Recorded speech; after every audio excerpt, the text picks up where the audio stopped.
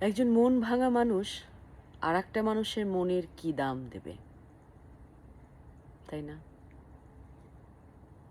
আমরা জীবিত অবস্থায় সবচাইতে যে কাজটি কঠিন, যে কাজটি আমরা করি সবচাইতে কঠিন, তা হচ্ছে কারো মন রক্ষা করে চলা। কারো মন সারা জীবন রক্ষা করে চলা যেতে পারে না, কারণ মনের পরিবর্তন যে কোনো সময় হতে পারে। মন পরিবর্তন হতে খুব একটা সময় নেয় না। তো কারো মনকে যদি আপনি মনে করেন আপনি সম্পূর্ণ জানেন, আসলে জানেন না।